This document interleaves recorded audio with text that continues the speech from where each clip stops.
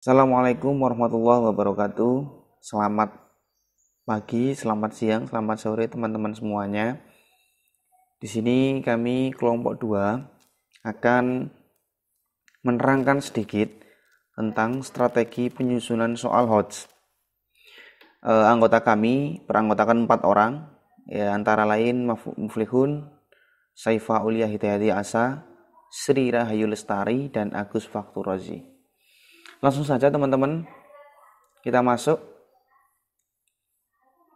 ke pembahasan penyusunan soal HOTS.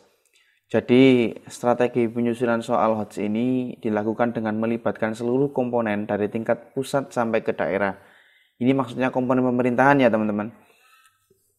Soalnya yang saya jelaskan kemarin di video yang kemarin, bahwasanya HOTS itu merupakan salah satu terobosan dari pemerintah untuk meningkatkan berpikir tingkat tinggi generasi bangsa, sehingga memang pemerintah harus melibatkan seluruh komponen mulai dari pusat sampai daerah, bahkan sampai ke lembaga masing-masing sesuai dengan tugas pokok dan kewenangan masing-masing, seperti itu. Nah, selanjutnya kalau di daerah pusat ada Direktorat Pembinaan SMA sebagai leading sektor dalam pembinaan SMA di seluruh Indonesia, mengkoordinasi strategi penyusunan soal HOTS dengan Dinas Pendidikan Provinsi, Kabupaten, Kota, dan instansi terkait kegiatan-kegiatan. A. Merumuskan kebijakan penyusunan soal-soal HOTS. Jadi setiap provinsi, setiap kabupaten atau kota diberi kebijakan untuk menyusun sebuah soal-soal HOTS. B. Menyiapkan bahan berupa modul penyusunan soal-soal HOTS. Jadi dari pusat sudah menyiapkan beberapa modul untuk merangsang para pola pikir entah itu siswa atau Bapak Ibu Dewan Guru untuk menyusun atau menggunakan soal-soal yang berbasis HOTS seperti itu. C. Melaksanakan pelatihan pengawasan kepala sekolah dan guru yang berkaitan dengan penyusunan soal HOTS. Jadi kalau teman-teman semua tahu ada forum yang namanya itu MGMP. Nah, itu biasanya di samping menjadi silaturahmi para guru-guru, tapi di situ kadang juga dibuat untuk membahas tentang perkembangan pendidikan di Indonesia, termasuk untuk menyusun soal HOTS seperti itu ya. Yang selanjutnya melaksanakan pendampingan ke sekolah-sekolah bekerja dengan Dinas Pendidikan. Jadi bukan hanya Dinas Pendidikan teman-teman ya, mungkin ini kurang.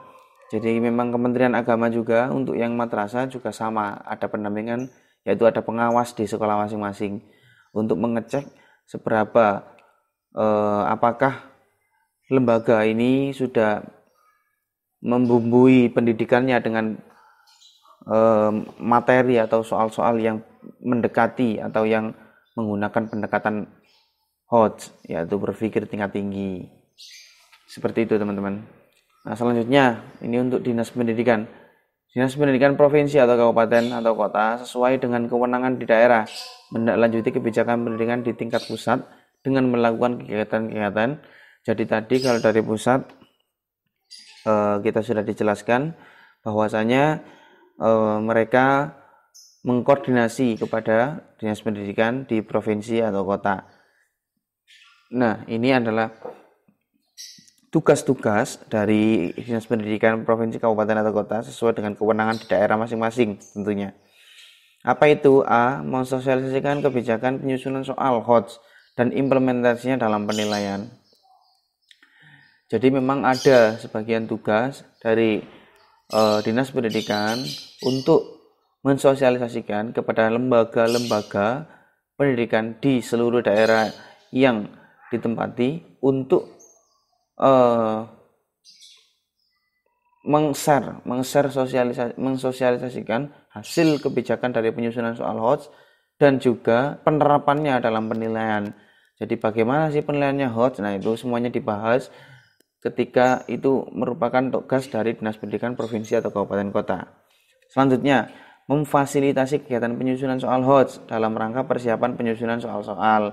Memfasilitasi ini maksudnya mungkin ya di sini terdapat sebuah modul atau terdapat sebuah kisi-kisi yang merumuskan soal itu menjadi HOTS. Seperti itu teman-teman. Selanjutnya yang C, melaksanakan pengawasan dan pembinaan ke sekolah-sekolah. Sama ya seperti tadi, yakni ada merupakan sebuah pengawas di setiap sekolah masing-masing. Komponen ketiga yang terlibat dalam penyusunan soal-soal HOTS adalah satuan pendidikan. Satuan pendidikan di sini sebagai pelaksana teknis penyusunan soal-soal HOTS sebagai salah satu bentuk pelayanan mutu pendidikan. Dalam konteks pelaksanaan penilaiannya, satuan pendidikan mempunyai tugas menyiapkan bahan-bahan penilaian dalam bentuk soal-soal yang memuat soal-soal HOTS. Di sini tujuan dibentuknya komponen satuan pendidikan yang pertama, meningkatkan pemahaman guru tentang penulisan butiran soal yang mengukur kemampuan berpikir tingkat tinggi, dan yang kedua, meningkatkan keterampilan guru untuk menyusun instrumen penilaian. Selanjutnya, langkah-langkah penyusunan soal-soal HOTS. Yang pertama, menganalisis KD yang dapat dibuat soal-soal HOTS. Yang kedua, menyusun kisi-kisi soal. Yang ketiga, memilih stimulus yang menarik dan kontekstual.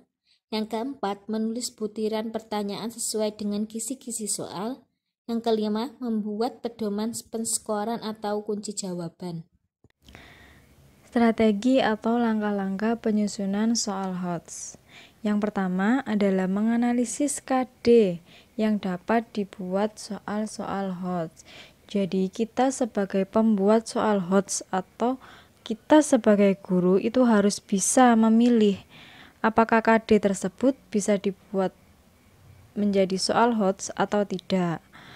Lah guru juga bisa memilih secara mandiri KD tersebut itu bisa atau tidak digunakan atau dibuat menjadi soal HOTS, atau bisa juga melalui forum MGMP.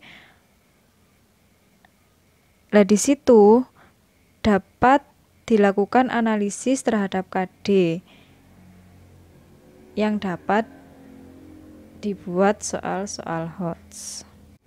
Kemudian yang kedua adalah menyusun kisi-kisi soal.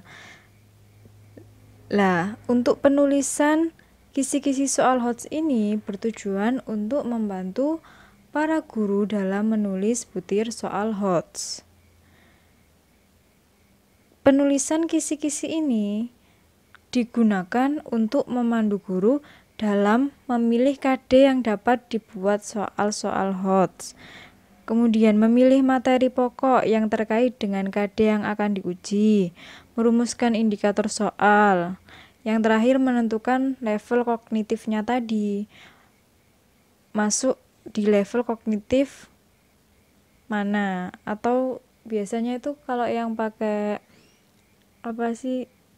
C1 sampai C6 itu masuk C berapa gitu. Kemudian yang ketiga adalah memilih stimulus yang menarik dan kontekstual. Nah, di sini ada dua stimulus ya. Yang pertama stimulus yang menarik. Stimulus itu harusnya yang menarik. Menarik di sini artinya mendorong peserta didik untuk membaca stimulus. Stimulus yang menarik ini umumnya stimulus yang baru atau kata-kata yang baru, belum pernah dibaca oleh peserta didik. Jadi peserta didik itu tertarik untuk membacanya. Kemudian, stimulus kontekstual itu artinya stimulus yang sesuai dengan kenyataan dalam kehidupan sehari-hari, yang menarik, dapat mendorong peserta didik untuk membacanya. Dalam konteks ujian sekolah, guru dapat memilih stimulus dari lingkungan sekolah atau daerah setempatnya. Menulis butir pertanyaan sesuai dengan kisi-kisi soal. Butir-butir pertanyaan ditulis sesuai dengan kaidah penulisan butir soal HOTS. Kaidah penulisan butir soal HOTS agak berbeda dengan kaidah penulisan butir soal pada umumnya. Perbedaannya itu terletak pada aspek materi, sedangkan pada aspek konstruksi, dan bahasa